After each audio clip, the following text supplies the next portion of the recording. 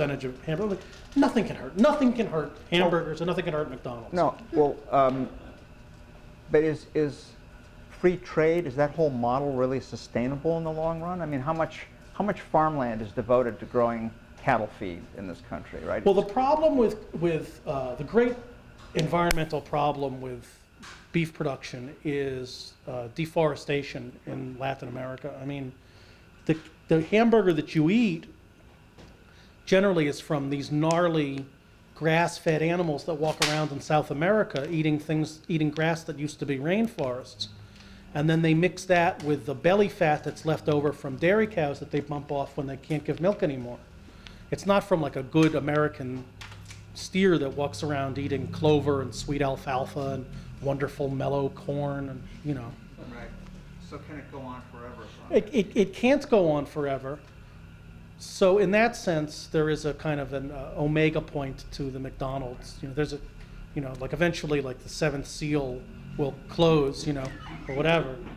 But I mean, it's hard for me to imagine that happening in my lifetime. Well, it's when the asteroids strike. You know what I'm thinking here? You're saying about McDonald's and Wall Street, but I'm thinking about all of these Wall Street people and how part of that Wall Street lifestyle is itself conspicuous consumption of eating incredibly expensive and overeating incredibly expensive meals and drinking and this and that. So now I'm thinking, what is the other extreme of hamburger that you look at in your book that would be the kind of thing that the Wall Street, you know, these hamburgers that are stuffed with truffles and things like that? Because certainly there are those kind of, I mean, that's part of what's going on now also, isn't it?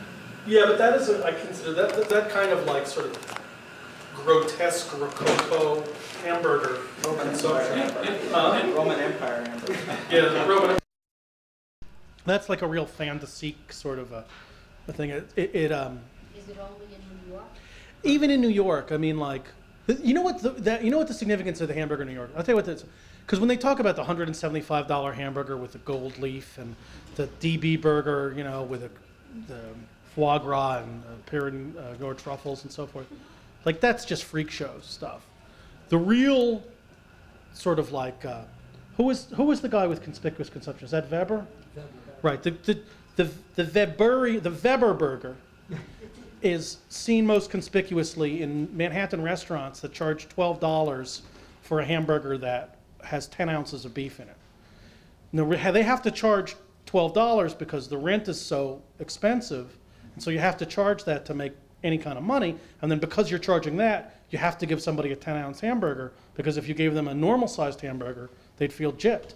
But a 10-ounce hamburger is a grotesque, misshapen, hideous object that should never be eaten or even seen by human eyes, you know?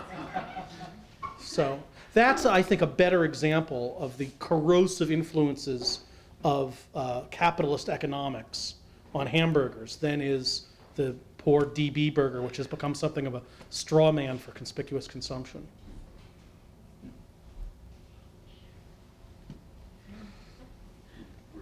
All right, well. Thank you for coming. Thank you both. And please, I mean, speaking of consumption, please consider buying the books. Yeah, it was great. It was fun. Oh yeah, I'm hosting that, yeah. Okay. I'm afraid it's going to piss. And it's not all a matter of framing. In New York? You know, his argument is, you know, we've lost these elections, so we weren't framing things right. It's not.